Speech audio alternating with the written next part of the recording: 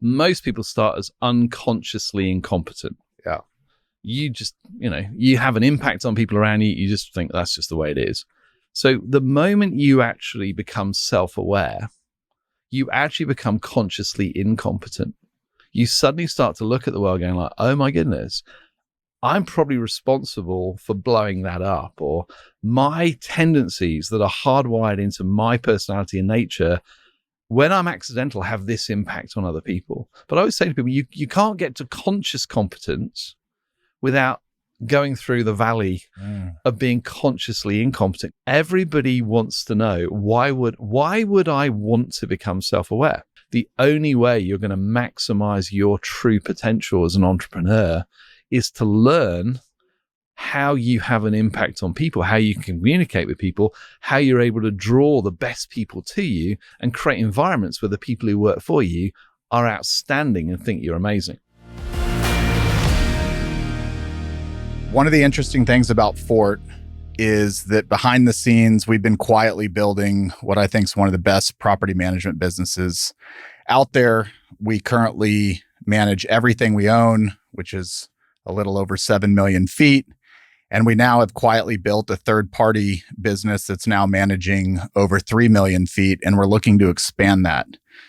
We're looking for folks that are in the industrial business that would like their properties managed. We would love an opportunity to come and talk to you and show you how we can do it differently, how we can save you cost, and how we can drive more value to the property.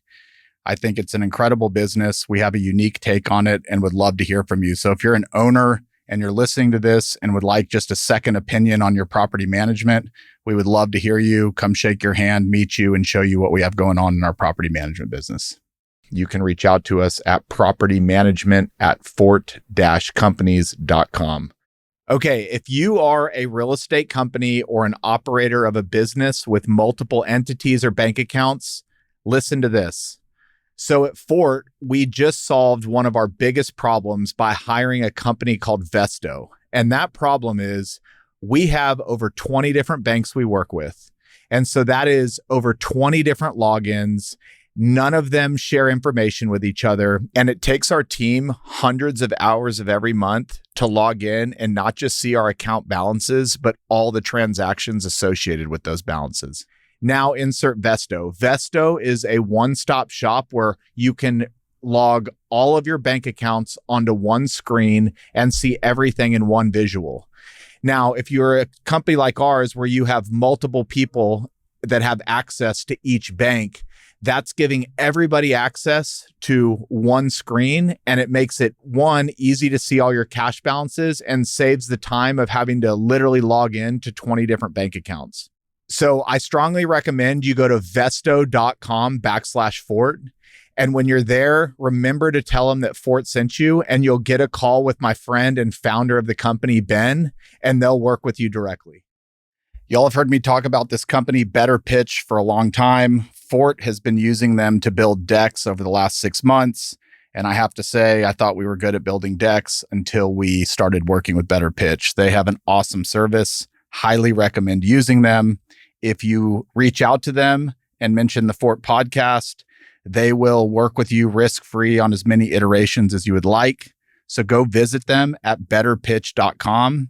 That's betterpitch.com to schedule your call today. Steve, welcome to the show. Thanks, Chris.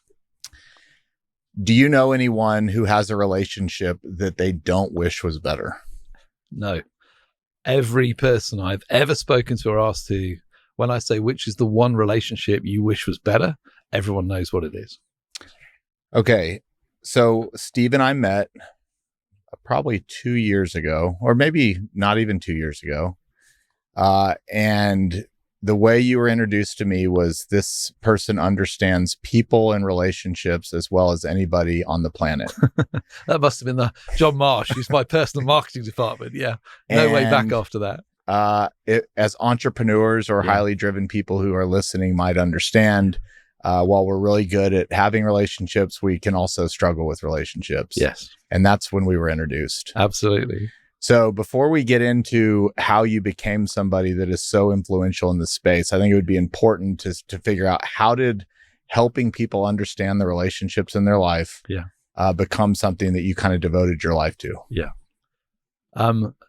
I think the best place is to go back and say I was probably the least emotionally intelligent 30-year-old you'd ever have met. So 25 years on, it is largely amusing to me and to many of my friends that somehow I've become a guru on people and relational health. And it came out of cataclysmic failure. So believe it or not, I ended up helping to set up a nightclub in central Manchester that was funded by the Baptist church that I was a part of and on staff at. So I don't know how much of this you want to know, but the basic gist would be is a friend of mine basically became a Christian out of nowhere. He was a big DJ, nightclub. That was his world. He was on Radio 1, and he brought all his dancers from the nightclub to our church. Okay. He's such a charismatic connector. He just persuaded them that this was what they had to do. They all came and sat on the front row. And they never came back. And we thought we were really kind of cutting edge, kind of on the edge of culture. And he just said, Steve, look, the reality is most of these people don't finish work till 5 on a Sunday morning. And I promise you, they're never coming back.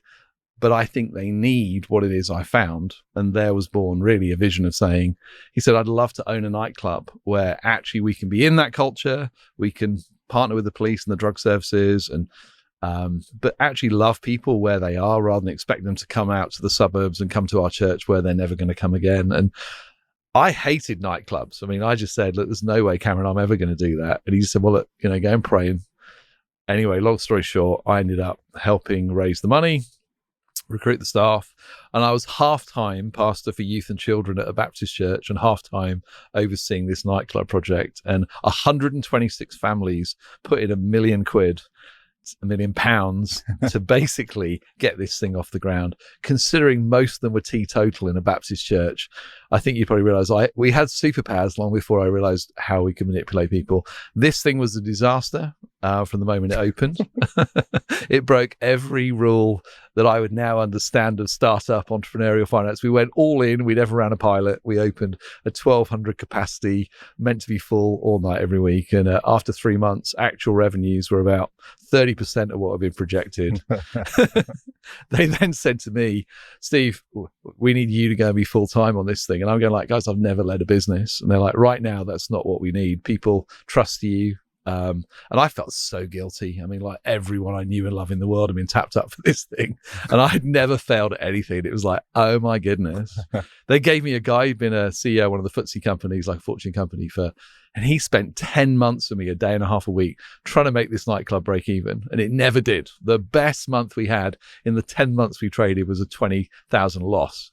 And I used to get the numbers on a Sunday night, 4 a.m, 5 a.m, that would tell me we had no means of paying the bills again this week. And then I had to go to church on Sunday morning. Of course, everyone wanted to know what amazing things were happening. So when it went into administration, liquidation, I did the most expensive MBA ever. I think it cost about £2 million in total of my friends and family's money. But I probably learned an awful lot through that process. So how do we get to the people piece? Yep. Out the back of this, I'm kind of wondering what I'm going to do now. The church were not particularly, it was obvious Helen and I were not going to be part of the future. They wanted their house back and I needed to do some work. And friends of ours came to us and said, Steve, we're going to give you a gift. I'm like, okay, well, I like gifts. And right now I've not got much going on. And they said, we're going to pay for you to go to Oxford to study 2 things. I'm like, okay, what? They said, well, one's Myers-Briggs and the other's called 5B. And we think they'll be really helpful for you. What they really meant, it will be a real gift to Helen, my wife. So I never studied hard at anything all my life. I'd felt quite embarrassed about it. And I'd vowed whatever I do next, I'll study with all my heart, soul, mind, and strength. So I bought the textbooks. I tried to study the way Helen studies, which I used to laugh at. I learned it. And that journey of self-discovery was the one really where I began to see my own behaviors and my own failures and how extreme stress takes you out. So Myers-Briggs and 5B, those things became the lenses through which I began to look at all the relationships of my life. So if you think about it, now I'm coming out the other side of this disaster with a pretty reasonable understanding of how businesses work, mainly because we just couldn't make it work. Yeah. Now aligned with why people behave the way they do. So when you have people interacting with business strategy and capital, effectively people start inviting you into their world, because most people who are experts on people are usually much more touchy-feely, and they're not really entrepreneurs who love winning at things. And so that was really how that journey began. And 22 years later, effectively, if you look at it, I've continued to mine out, why do people behave the way they do? Always love business, always love growing things, but effectively have ended up with this kind of Jedi superpower that kind of almost like the Matrix is able to understand why people behave the way they do. And you're never out of work, Chris, if you can help people make the relationships, their life work more effectively, whether that's at home or whether that's a business and whatever it might be. Okay, I'll ask you a broad question then. You just said the words, but why do people do what they do? Like, is it nature? Is it nurture? Is it, how do people build internally kind of the mechanisms at which they approach life, and especially relationships? So most people are unconsciously incompetent. They don't really understand the impact they have on the world around them. That's where I started. I had to go back and apologize to a lot of people. I used to think silence was agreement in team meetings. It wasn't. So I think what starts is you have to understand there's a nature component. I believe, having spent 22 years doing it, that we actually are born with a personality. I think it's genetic. I think it's the same way that, your human genome is unique to you. However, the nurture story for all of us is unique and different. Where we grew up, our parenting, our successes, failures, education, gender, ethnicity, whatever you name it as, there are so many variables at play. And then we have free will, we have choice. So if you think about it, you and I have the same nature, and we have a lot of things in common when we connect with each other, but your story is different to my story and where we grew up and the experiences we have. So for me, I would say that most people, the first stage is becoming consciously incompetent. You suddenly look in the mirror and go, oh my goodness, this is what it's like to be on the other side of me. So self-awareness is the absolute foundation of others' awareness. And if you think others' awareness is where the relational dynamics are at play. So if you're unaware of the impact you have on others, it's very unlikely you'll be successful in relationships unless they happen to be like you. And then you being accidental will mean, you and I could be accidental with each other with zero self-awareness and still be friends. But I promise it doesn't work in our marriages. Okay. How would you understand then how would you become self-aware? Like, how would you, it's one thing that people say, like, I'm self-aware. Yeah. But how would you actually become aware of the things that you don't know you're projecting on people? They're blind spots for a reason, because they're blind. So there's two ways that I always say to people is, one is, if you're brave enough, go and ask the people who know you. If you ask them, what's it like to be on the other side of me? What do you really love about being in a relationship with me? And what do you really find difficult? I mean, that's quite a brave question. People have got to believe that you want to actually answer that question. So there's the data you can get from the people who love you. And if you're honest, they'll give you answers back. The other, of course, is to do a little bit of study and a little bit of work to go, how can I begin to understand how my nature shows up? What are my superpowers? What am I gifted at? But also, what are the weaknesses, the kind of the things I'm going to have to work at? And obviously, I became a Jedi master in Jungian typology, which Myers-Briggs used, and William Schutz did 5OB, and I've kind of added and layered over it. So you can go and get an expert to, if you've got 2 or 3 hours, I can give you one of my team that will unload who you are. But if you want to just get a quick and dirty version, 5Voices, there's a free assessment that basically in 80 questions will get, for most of you, about 75% the way there to nature. So that begins to give you a lens and a mirror. I would say that everything we've created is both a lens and a mirror. One is firstly to look and go, okay, this is who I am, but then a lens to be able to look out into the world and go, okay, so if this is true of me, how does that impact the relational dynamic I have with you, Chris? If I happen to know, I'm a pioneer connector, you're a pioneer connector. Well, that means we're likely to get on reasonably well unless we're competing. And then it's a fight to the death, because however much we like it, neither of us like losing. Okay. I want to get to 5Voices in a second, but probably a lot of people taking this have taken a test. Yeah. I don't speak for myself. I have. Yeah. I understand my nature, and I would say the work that you and I have done, I still make the same mistakes that we could agree are predictable mistakes that I would make, even though I've acknowledged I'm the type of person that would make those mistakes. Yeah. So it's one thing to take the test and understand it. Yeah. I guess my question is, how do you begin to put those things into practice? So most people start as unconsciously incompetent. Yeah. You just, you have an impact on people around you. You just think that's just the way it is. So the moment you actually become self-aware, you actually become consciously incompetent.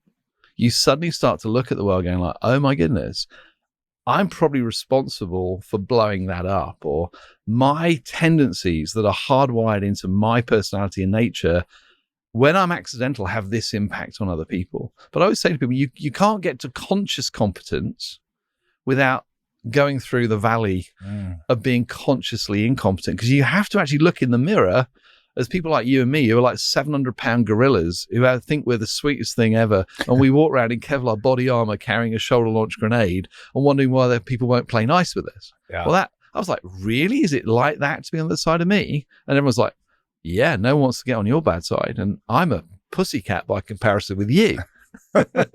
So here's the thing is to go, everybody wants to know, why would I want to become self-aware? Yeah. Is the prize worth the price? Now, to somebody like you, I would go, how much influence do you want to have in the world, Chris? A lot.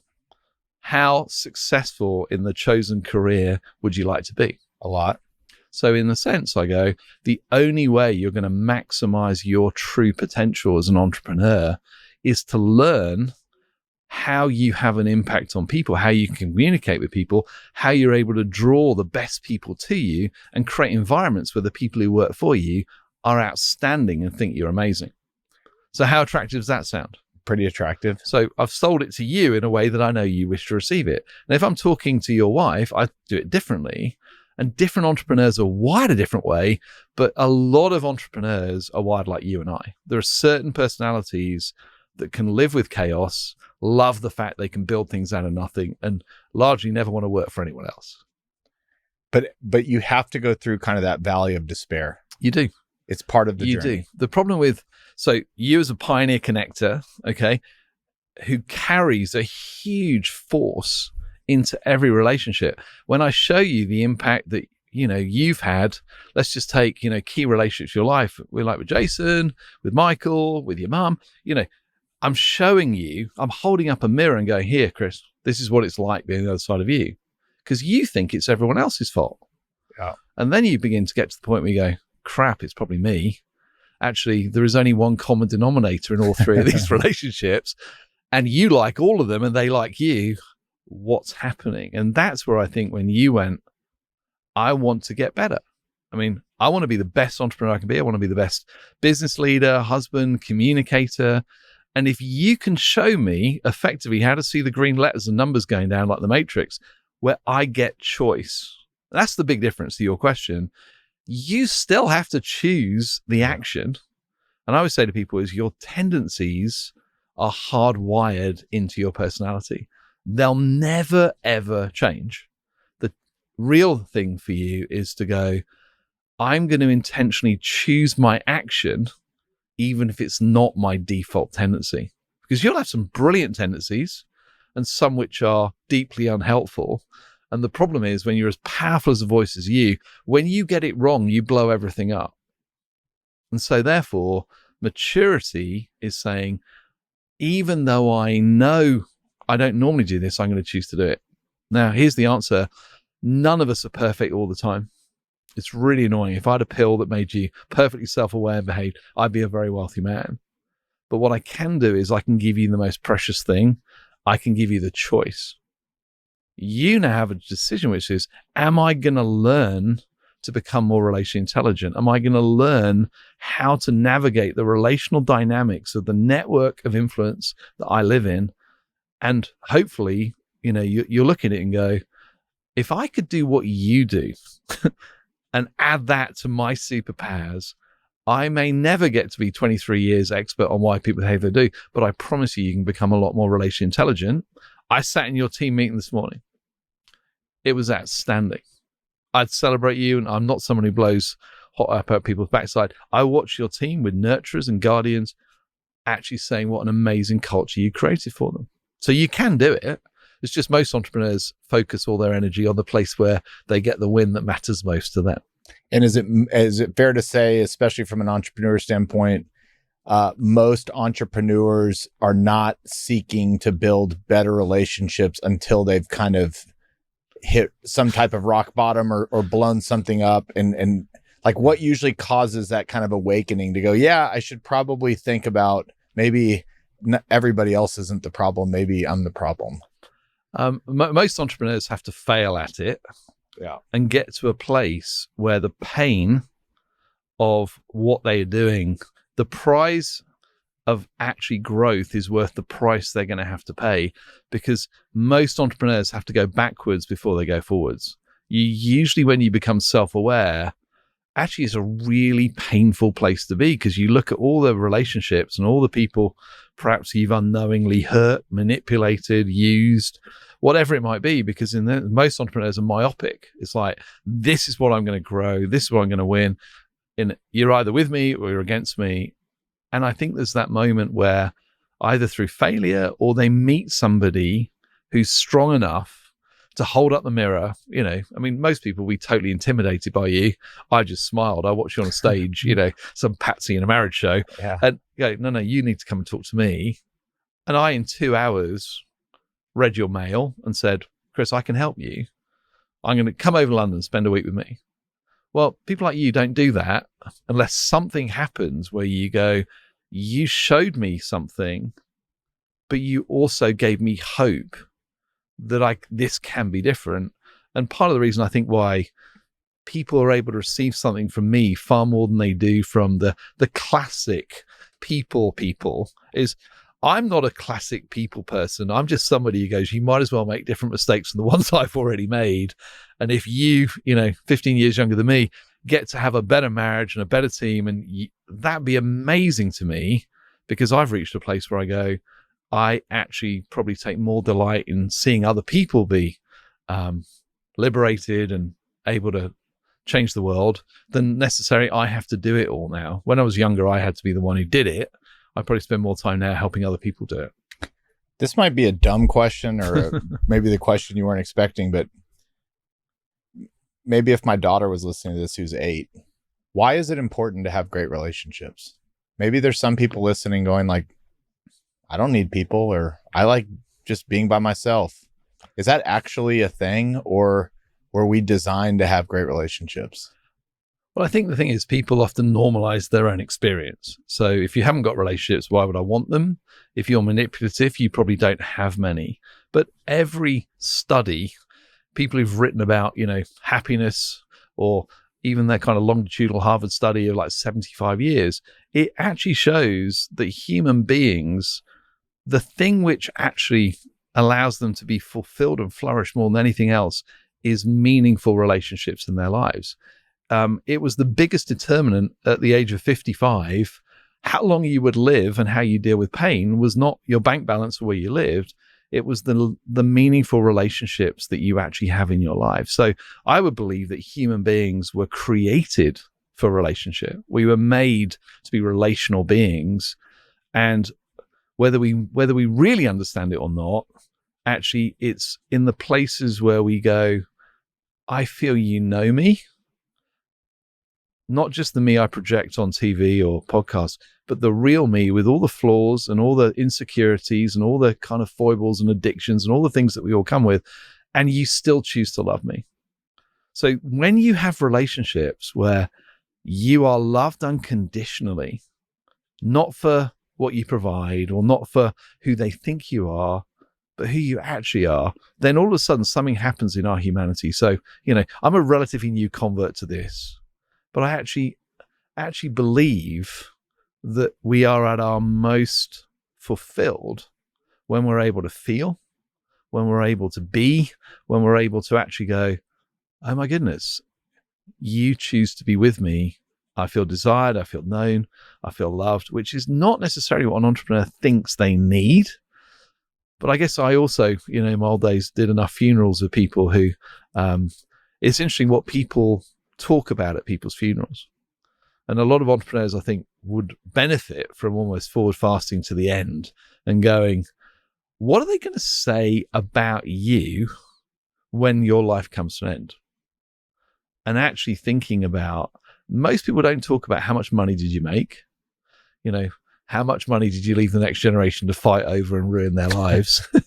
Or, he was an arsehole, but he got things done.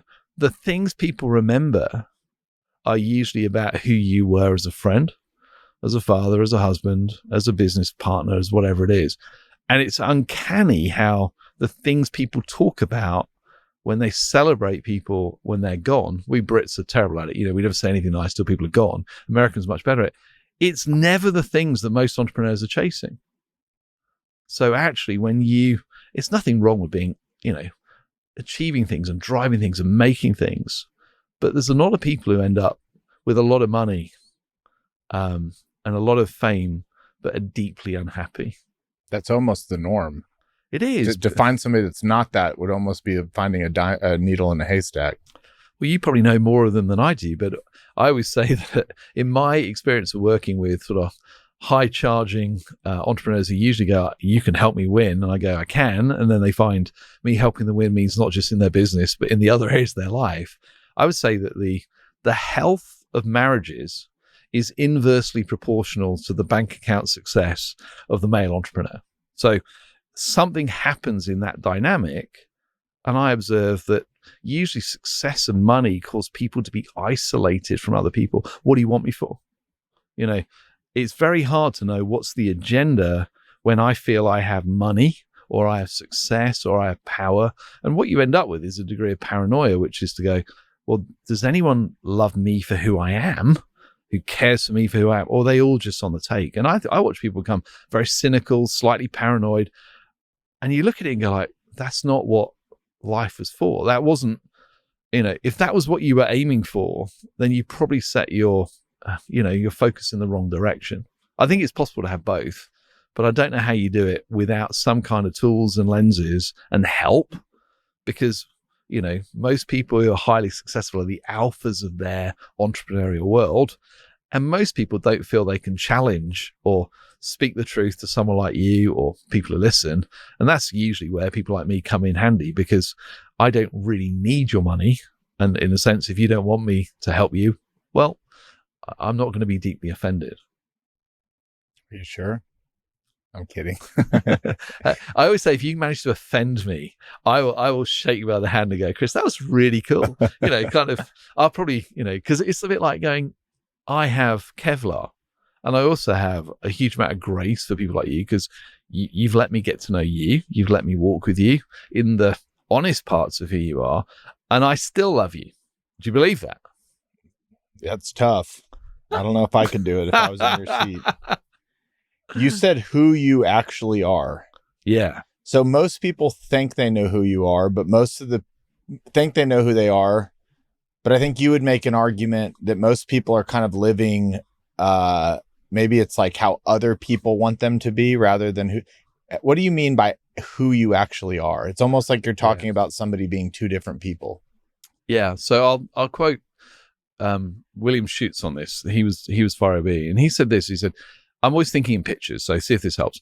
If you think of a lily pad on the surface of a pond, that is a visible, it's beautiful, it flowers. That's what people see when they meet Chris Powers or Steve Cockram. That lily pad is connected with a roots. It's connected to the bottom of the pond with a root thing, the stem. That's unseen, but without it, you wouldn't have the flower. And then there's basically what Jung called the subconscious and the unconscious. So there's things we see on the surface, those behaviors, those things people see are really predictable because of the drivers that we kind of can understand. So what I've been doing with you and what I'm doing with other people is to go, it's possible to understand what drives the behaviors people see on the surface.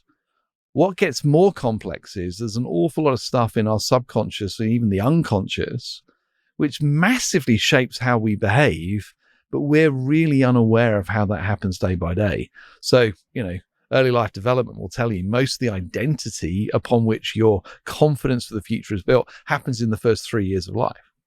Well, I have zero memory of the first 3 years of life. But I know somehow that obviously good things went in because I haven't had to have it undone. So for me, I'll often get people to say, tell me your story. So if you think of nature, I'm really good at getting to nature.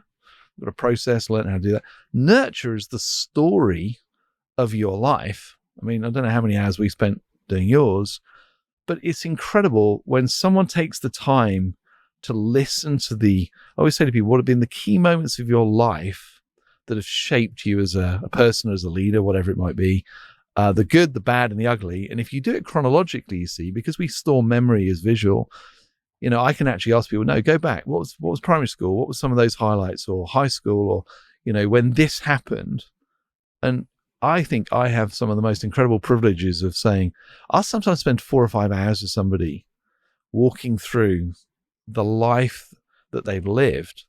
And what I'm really doing is I'm helping them pull some of the subconscious memories into a place where they begin to go, oh my goodness, my dad told me I'd never amount to anything, or that teacher, oh, look at the self-sabotage that happens. So for me, who you are, I don't think any of us really know who we are completely, because there's unconscious stuff we just don't know. But I think there's ways of getting at perhaps not just what drives our behaviors, but what are some of the underlying experiences of our life or the choices we've made that allow us to have a far richer understanding of who I am. But you usually have to look in the mirror and go, I don't really like what I see. I don't mind what I project to the world, but I know that I am a complex mix of all kinds of sins, temptations, ego. I try really hard to be as well behaved as I can be.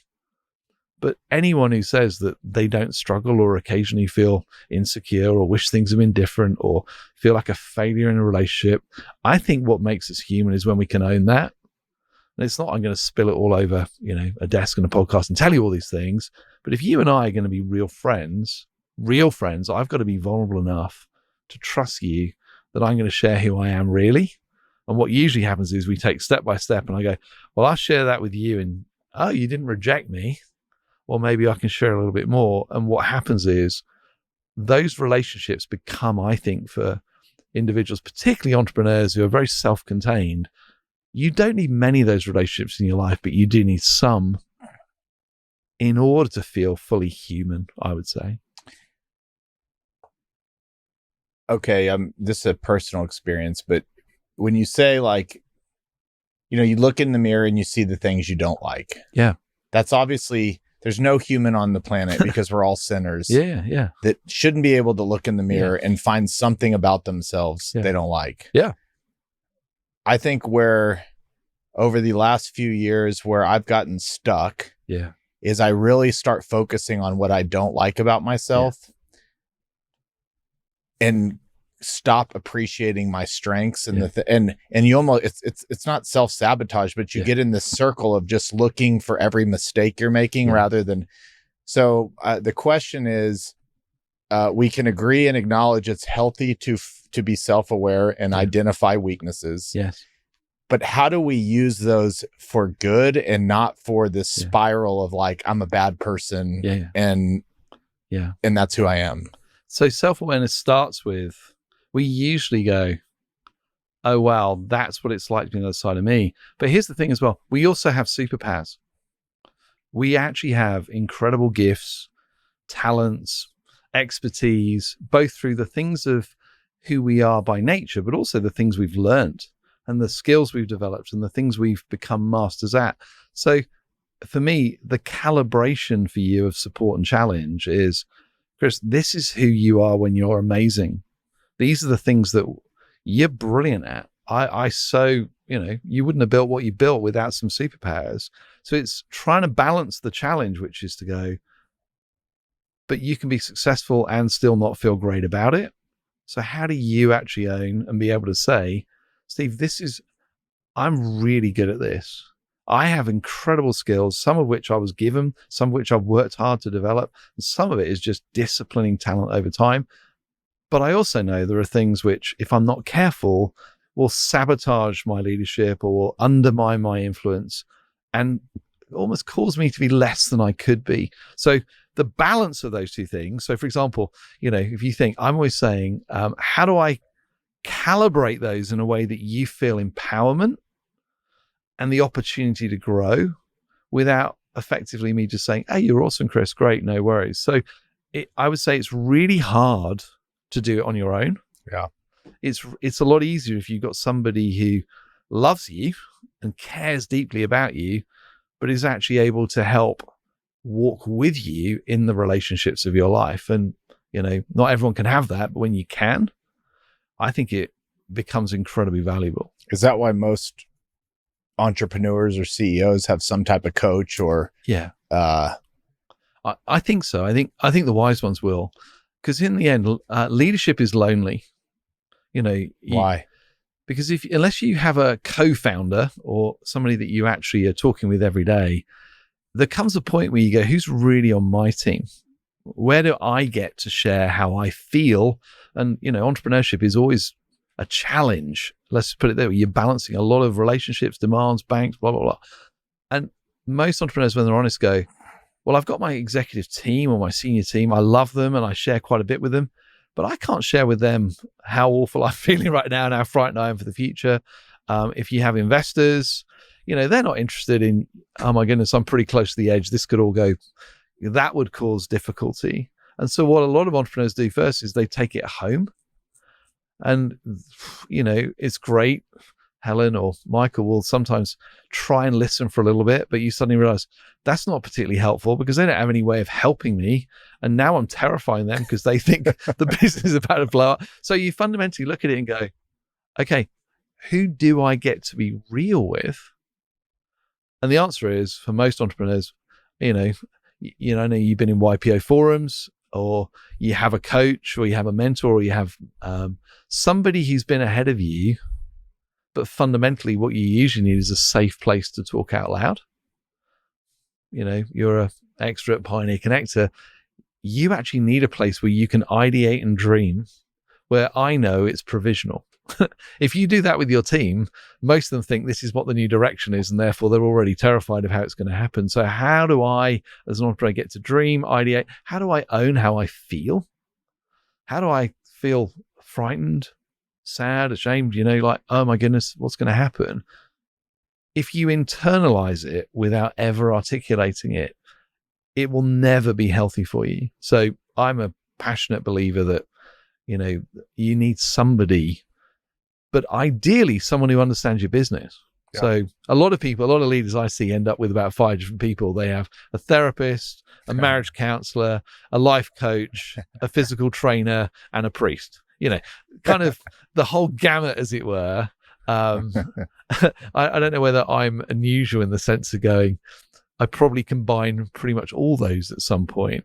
But I think most entrepreneurs need someone who's willing to understand their business, willing to understand the relational dynamics of their life, and actually have skills and superpowers that the entrepreneur thinks, actually, what you bring helps me win, which is usually what most entrepreneurs are interested in. Okay, for the sake of a great podcast episode, we'll use the lens going forward, because the people that listen are either entrepreneurs or people that work for entrepreneurs. Yes. So they'll be able to take the answer to these questions and look at it through their lens. But why do most entrepreneurs, I guess, maybe not even entrepreneurs, like what causes most relationships to go wrong? Is it communication? Because I don't think anybody listening to this has ever, assuming they're a good person, has woken up going, I'm going to make some bad relationships today. It's a byproduct of X that's happening. So often say I never did marriage prep with anyone who hoped it would end in a messy divorce and arguing over custody of the children. I've never met business partners starting out on a new venture who hope it ends arguing over intellectual property and who owns the money. So something goes wrong because the intent was never pain and breakup. And I think you're right. I think that the absolute key is that communication begins to break down over time. And the hardest thing of all is when people who are used to succeeding have tried everything they know they've got, and that relationship is not getting any better. So I would say that people in relationships either miss each other, collide with each other, or in the end just give up on each other. And when you find that happens in one of the most permanent relationships of your life, it causes huge pain. So when a marriage breaks down, it's not because two people, really decided this was going to be the end. It's because they've tried everything humanly they have, and it gets worse, not better. And that's just a painful place. Same with business partnerships, same in teams. Whichever relational dynamic you're in, I watch a lot of estranged parents with their children. So nobody sets out to have relational breakdown.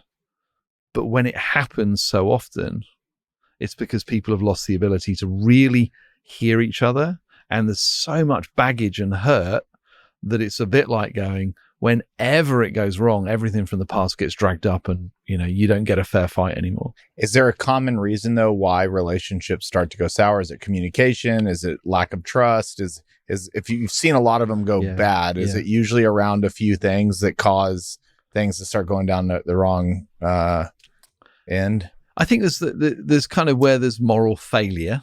That often kind of triggers a catastrophe in the relationship. If you find your business partner's been taking money or whatever it is, it's very hard to come back from those. But I would say that the vast majority are people drift apart over time because they are usually very different personalities. I mean, opposites attract, both in terms of, partners we choose and also in business. And the reality is, if you happen to be partnering or married or have a child, whatever it might be, whichever relationship you're thinking of right now, who is very, very different to you, the reality is you being accidental will not actually lead to growth. I mean, I'm married to Helen, who's one of the nicest people you'll ever meet. Helen. Yeah. I'm a pioneer connector ENTP. She's a nurturer guardian ISFJ, whichever language you use. We had no tools at all, Chris, at the beginning. I mean, how we stayed married through the nightclub disaster, I have no idea. We look back on it sometimes and I go, I was physically present, but emotionally and intellectually absent for about 2 years, thinking, how do I get out from under this thing? But what happened was Helen and I would increasingly miss each other without any idea. I mean, I still remember when I gave my first business plan of how we were going to change the world, and she sent it back within 30 minutes. I'm thinking, oh my goodness, this woman's incredible. This is going to be the most exciting partnership in marriage. She's going to fulfill everything I've ever dreamed of, and she's hot as well. And she'd corrected the grammar. And I'm like, that wasn't what I hoped would happen. And I think what happens is, over time, we talk about expectations. Most people start a relationship with unrealistic expectations of what's possible. It soon becomes realistic, and then over time becomes limited. It's like, well, I hoped I could have shared that with you, but it doesn't look like I can. And then occasionally we reach resigned, where we literally go, I've tried everything I know, and this is getting worse, not better. Do you want to hear the worst date night story ever? Yeah. So basically, Helen and I were going to go out on date night, and she said, Steve, I just don't think we're going to be able to do this tonight. I said, why? She said, well, I'm just struggling with this, I'm struggling with that, and I'm worried about my dad. And I'm like, okay, well, good news is I can probably help with this. Okay.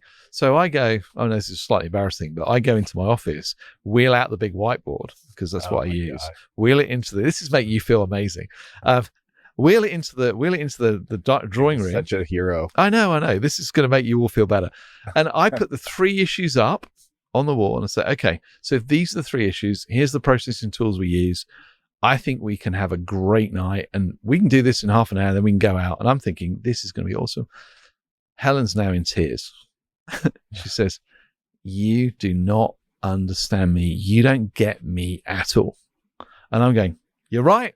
I don't understand you. I don't get you at all. You've just told me what the issues are. I'm actually really good at this. People pay me for a living to help solve these things. I was going to have a dinner and hoping we might have sex at the end of the evening. But now it turns out you don't get me. I don't get you. I don't know where we go. Do you see that? And that point, I was really trying. I wasn't trying to ruin communication between us. But what I found was, it turns out, she wasn't looking for me to solve her. She was actually, the issues she was sharing were nothing to do with what the real issue was. She wanted to know, would the person who loves me most just sit and be with me, not try and solve me, and just give me grace and a cuddle? I mean, like, how do you know that? When I'm wired, always, whatever you tell me, I think I can make this better for you. Well, that became the communication code. So if you think about it, there's a whole range of books and resources that are literally written out of what did I learn from failure, largely in trying to make a marriage work, that 32 years on, Helen would say, we're more happily married now than we've ever been. But we still have to work hard at it because we look at the world so differently. But we've now created a way that I can truly celebrate her superpowers. There are things she does which I've no idea how anyone has that much patience to care for children, to lovingly, sacrificially, day by day by day, take them to the piano lessons, take them to the dance lessons, cook healthy, nutritious foods that always appear on the table at 6:00, build incredible homes. I look at that and go like, we're so different. But the difference is she now believes that I think who she is amazing. And rather than try and make her like me, I've actually learned to celebrate the superpowers that God gave her. And we've ended up creating some degree of synergy, particularly with our kids, because they get the best of both of us.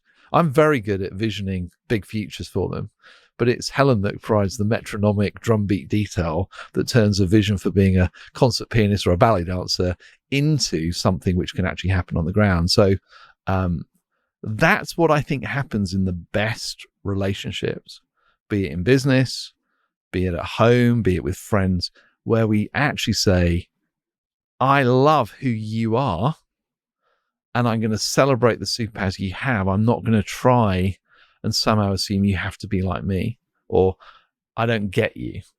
There's a lot of work required to actually get somebody, but they know when you've got them, so I know when a wife looks like she feels cherished and loved by the husband.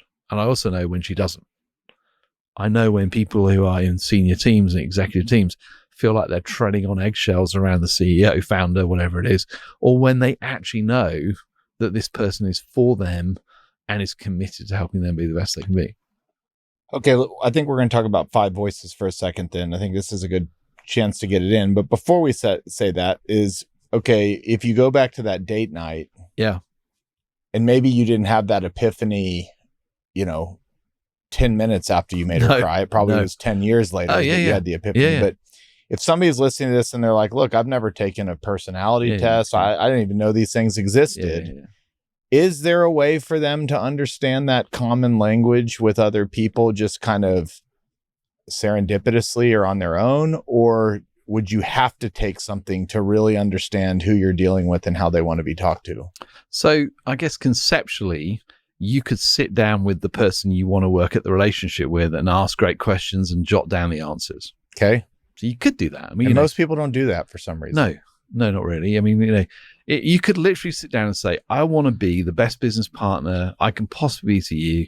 Can you tell me the things that if I did this, that would work really well? And what are some of the things I do that annoy you that cause us to be apart? You could do that. But most people don't think that way, Chris. They just get frustrated that someone's not who they want them to be.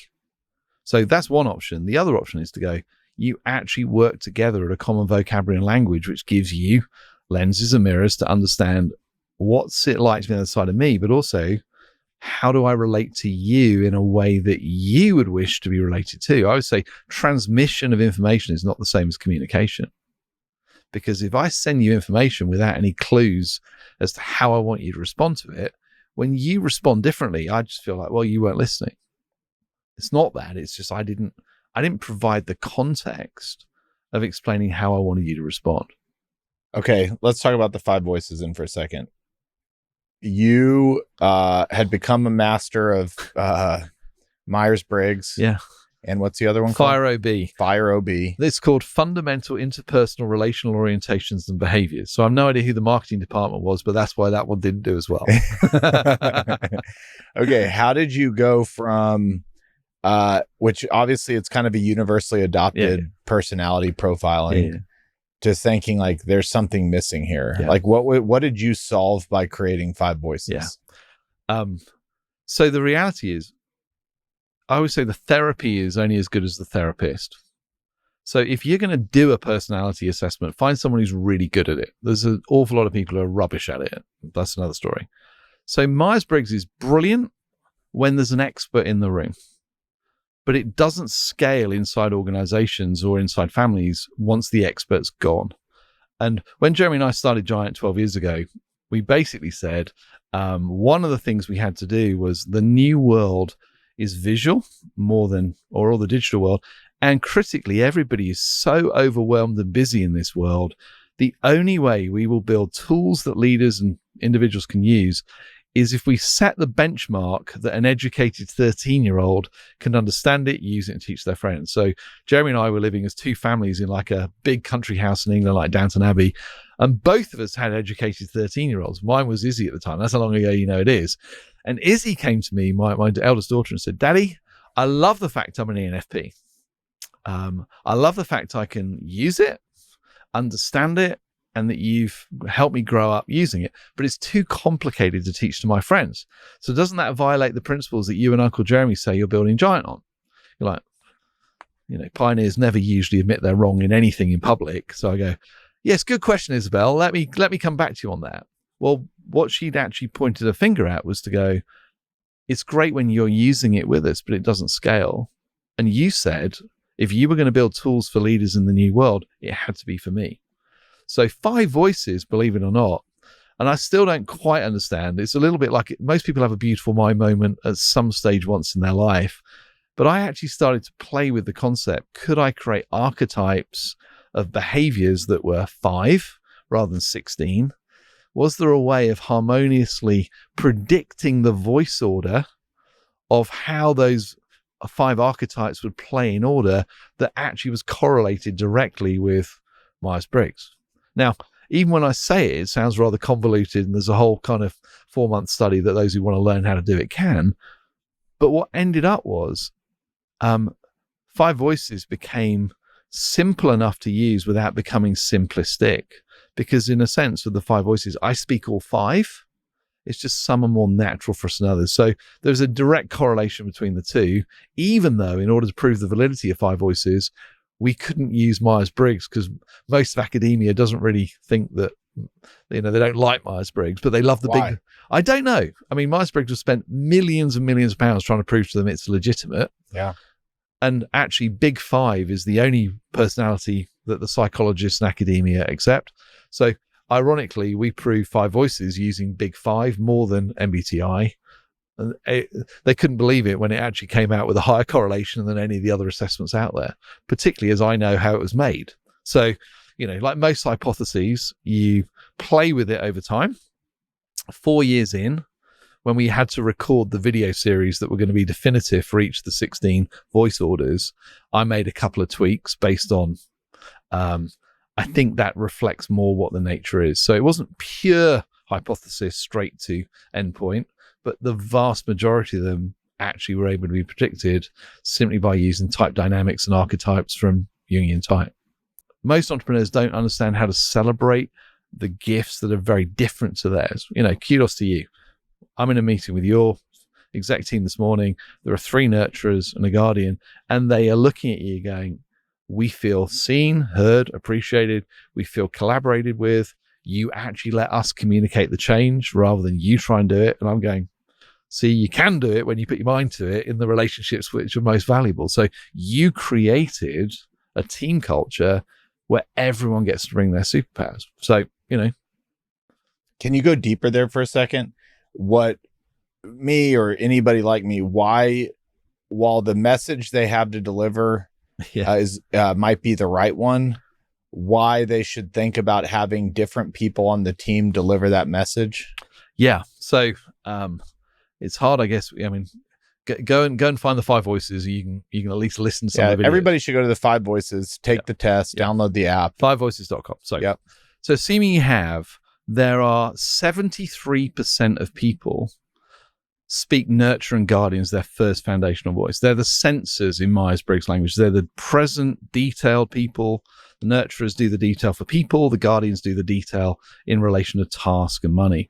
So 73% of people, when they hear somebody like me or you, hear charismatic visionary who's about to lead us over the cliff into yet more oblivion. Because they are risk averse. Not they don't love vision, but they are hardwired to ask difficult questions and be slower coming into the future. So the reality is, I may think I'm an amazing communicator. Most pioneers think they are. My presentation's incredible. The piercing logic is staggering. But everyone, when they hear me speak, knows that I'm a great salesperson in their mind. So they're actually on the defensive, trying to find out, hey, remember, you're about to be sold a timeshare. And I don't see the pain that other people experience. Yep. So here's the thing. The moment I am humble enough to realize that actually the way I communicate terrifies 3/4 of people, even when I'm on my best behavior, why would I be the one that actually stands at the front and tries to share everything with the whole team? When I have nurturers and guardians who are amazing at helping people navigate change when they hear it in their voice. Now, when I hear it, it sounds dull. There's no huge, amazing presentation. There's no fireworks. There's no wow. There's no pizzazz. But 73% of people would rather hear change communicated through a voice and a personality that actually they trust more than they trust people like you and me. So if I empower my team and I help them craft the message, so I always say, I have my advisory group, as I said before, is I'm a pioneer connector. I always go and talk to creatives, but particularly guardians and nurturers before any external communication goes live. The bigger the strategic change, the more I have to listen. And what usually happens is what I think is simple, I show it to them. They go, you haven't sent this yet, Steve, have you? And I go, what do you mean? They go, well, if we receive this, this is what we would hear. And we're like, no, that's rubbish. That's not what I'm trying to say. And then the humble says, well, they ask me, what are you trying to say, Steve? And I say, well, this. And they say, well, would you like us to have a craft at the message? And then it comes back and it looks nothing like what I would say. But what I watch is I gather everybody and go, guys, I inspire them with a sense of this is an amazing organization. All the things that pioneers do great. And I thank lots of people. I want you to know I appreciate you. I appreciate you. I know all the hard work that goes on. And I name a few people and I celebrate certain achievements and I go, and I also know the next hill is going to be a tough one. But in order for you to hear the heart that lies and the details that lie behind the change we're about to make, I'm going to introduce my so-and-so, so-and-so. So I bring the guardians and the nurturers and the connectors up because they're better at communicating, even though I think I'm a better communicator. So the humility of an entrepreneur, which is not usually what we're famed for, is to realize we're not that great at communicating change. And actually, when we communicate vision, we often terrify people, particularly inside our organizations. So let me challenge you a little bit there then. Come on. You, on one end, could say they're not trusted as much as call it a nurture guardian in messaging. Yeah. It's not integrity. Not integrity. At the same time, you could say they command the ultimate trust because people are working for them. Their careers are there. Totally. So maybe the question is tell me about that balance. Why do we trust in one thing that's the thing maybe, but not in other things that are more day-to-day rhythms of how we talk to the company? I'm probably being harsher than is actually true. Yeah. When we communicate, we do a good job. Yeah. What I'm doing is saying, if you want to lead the team and the organization that performs at a level beyond what it currently is, the best cheat I've ever found for doing that is to actually create an environment where every voice believes in the company that what they bring as their superpower is heard, valued, and appreciated, particularly by the alphas who often sit at the top of organizations. Yep. So the reality is, it's as much, I guess, me communicating in who I put up to communicate my appreciation and celebration of gifts and superpowers that are different to my own, that probably actually reflects even better on me as a leader, because don't forget, as a pioneer, I want to win. My conclusion was I actually win by occasionally choosing to lose, by not being the one who stands on the stage and gives it, here's where we're going, this is what's going to happen. All that happens is people actually think more of me, not less. So to your point, the relational trust for influence grows because they go, Steve is self-aware enough to know that actually we need to hear this both from him, but also from people in our own language and vocabulary. So if I'm honest, I may go, let the pioneer or the connector go up and inspire people with a vision of where we're going. But when it comes to describing how we're going to get there, that's probably the nuts and bolts, which you're much better off passing on to the people who are going to do it, but also communicate it. And always let them shape the message before you go live. They need to be part of the team rather than you just doing your bit of the presentation, then asking them to give theirs. If I was in a bad relationship at work or at home or with a friend or with a colleague somewhere, what is the best way to start mending a bad relationship? Gosh, I think the first is to go, what do I need to apologize for? So if a relationship... You have to get to a point where you realize I have to apologize for something. Yeah. You can't take the stance of I did nothing. Well, you can, but that doesn't usually go well in my experience. Yeah. So when things have got bad, they haven't got bad overnight. Communication doesn't usually break down in an instant. It breaks down over time, and people begin to get to limited, resign, and then they stop trying, and then they just become transactional. You know, we deal with the kids, or we deal with the, you know, we sit on the management accounts, whatever it might be. And then what happens is you realize over time that you've grown apart, you're not communicating well, and there's tension in that relationship. In my experience, you have to be the one, and the louder your voice, the more powerful the individual, you actually have to be the one who goes first. And you can't go with, I'm saying sorry, but I'm not really saying sorry. I'm just giving you a chance to say sorry to me. They see through that, by the way. I want to come and go, I say, Chris, I'm aware this relationship is not the way I want it to be. And I don't think it's the way you want it to be as well. And I want you to know I'm committed to doing everything I can to find a way to restore or to make as whole as we can, because where we are now is not life-giving to me. I'm sure it's not life-giving to you. And what I want you to know is, first of all, I'm really sorry. I know I play a huge part in the reason why we've got here. And I want you to know that actually in the end, I'm really sad we've got here, and I'm prepared to own everything of what my responsibility is. Now, the louder the voice you are, the more forceful the personality, the more power you carry, you have the duty of care. So once people believe you mean that, the question then is to say, well, how do we begin? Where do we go from there? And I would say, depending on how broken the relationship is, if you've got to a point where when you're in the same room with each other, it flares up really quickly, i.e., I haven't really forgiven you, because there's trigger points that when you mention that or this, that, and the other, you probably need somebody to help you have the conversation. You need somebody to hold the space and just to create the context where you hear each other. Now, if it's not too bad, particularly if you've got tools and lenses that actually allow you to have some degree of self-awareness, others' awareness. I always know with Helen, I know something's gone wrong because all the nice care that she usually gives me is gone. And I'll say, we're going out for dinner. I want you to know I'm really, really sorry for whatever it is I did, said, or haven't done that's caused it to feel pretty transactional right now. I know it's on me, and I want to, over dinner, I want to understand, I want to be able to say sorry, I want to be able to learn from it, and I really want us to be good again. So you usually have to reverse in order to go forward when a relationship has reached a point where you're not happy. If you bulldoze in and say, right, this isn't working and most of it's you, my experience is that doesn't usually go well. How do you gain influence in relationships, maybe as a leader? So let's say how do you gain influence?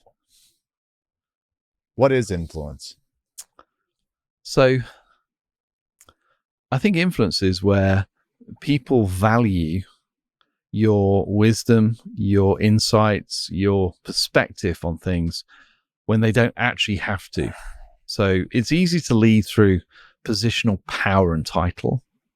I always say that influence is where people choose to follow you because they trust you, not because they have to, because you give them a paycheck. So I think influence is one of the most powerful currencies for any leader. I always say to people in the digital world, if you've had to use positional power, thump the table and go, I'm the CEO, I'm the founder, we're doing this. And everyone kind of head goes down and they droop out. That's not influence. Well, you've basically burnt a lot of your influence. You can get compliance that way, but you never get the dynamism you're looking for. So influence is the ability, I think, to have a level of integrity where people trust that what you say and what you do are highly aligned. I think the days when, who you are morally and what you are as a leader, I think you're going to struggle to get away with that with the generation that are coming through. They're looking at you and going, are you authentic? Are you for real? Have you actually managed to live long enough? And where's the track record of the relationships of your life and what state are they in? I think that's what I'm seeing in the generations that are coming through.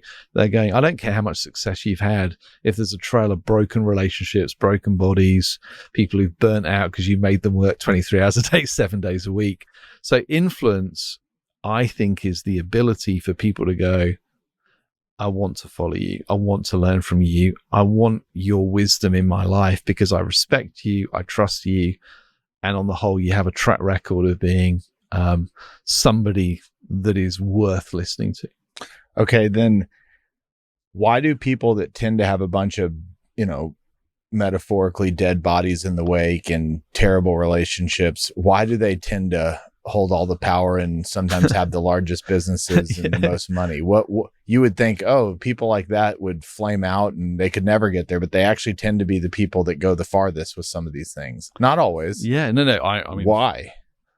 I think because it's a very good question. I don't think there's an easy answer to it. Yeah. I mean, a lot of them were kind of adopted. There's the common denominator of actually wanting to prove something. Yeah.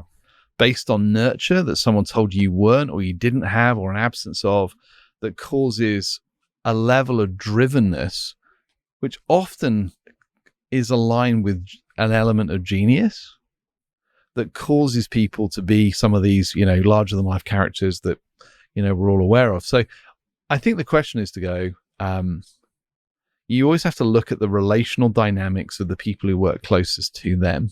I'll always remember we had a dinner with Jack Welch from GE, for those who remember that. And everyone always asks the same question. Why do you fire 10% of people every year? That's ruthless, cold, hard. And he said, Steve, everybody who gets fired knows it's coming. There's never a surprise. We always give everybody a year's grace. We're just saying at GE, you're either the best or you're not. And there's no disgrace if you're not. But at least, he said, people knew you would never be surprised when it was time for you to leave. And I went, okay, I respected that.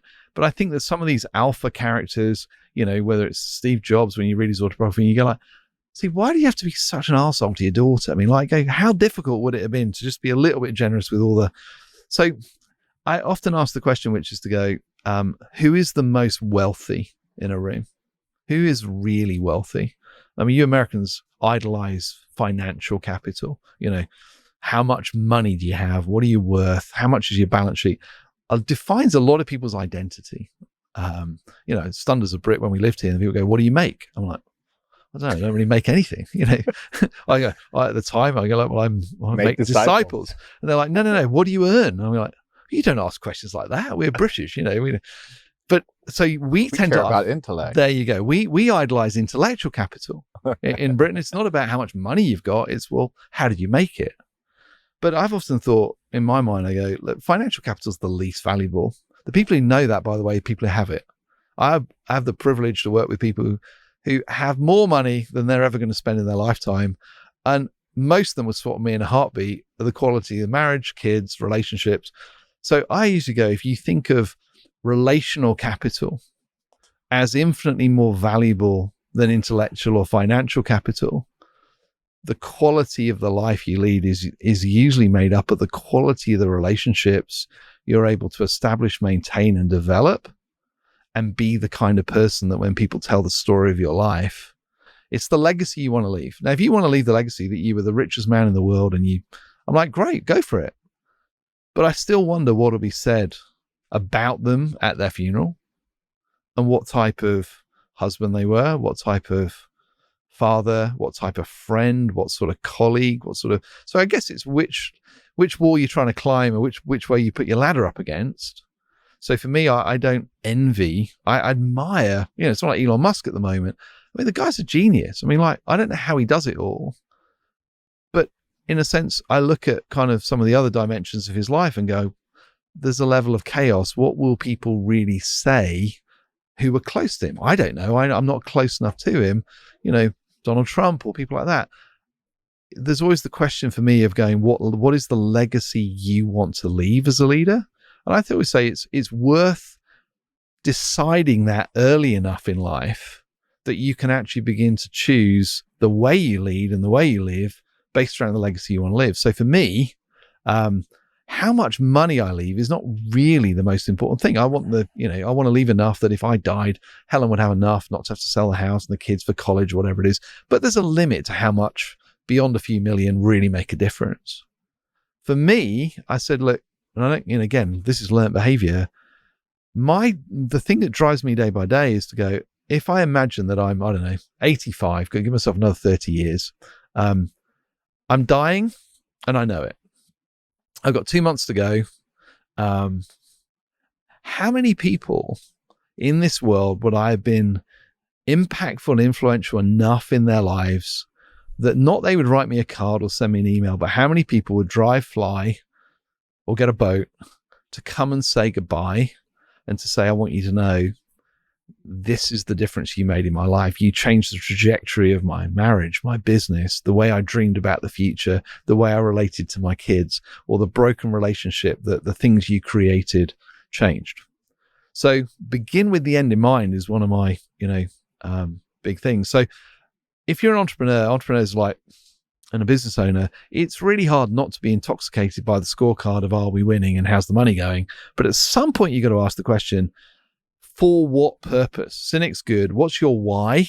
Because if your why is just making as much money as humanly possible, very few people who've made that their why ever end up happy, fulfilled, alive, and somebody that at their funeral, there are thousands of people there who said, you changed my life. I mean, I'm always moved by the story when you describe your dad's funeral.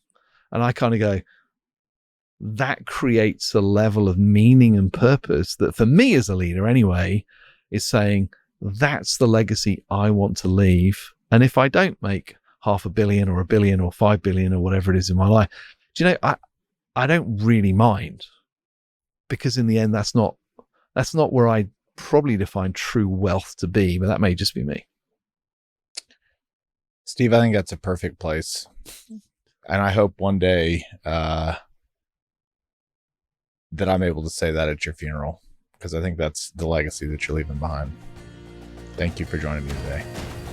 Thank you. It means a lot. I hope you've enjoyed this episode of the Fort Podcast. Be sure to follow us on your favorite podcast platform or hop on over to YouTube to watch full video episodes if that's what you'd prefer. For more information, you can check out thefortpod.com.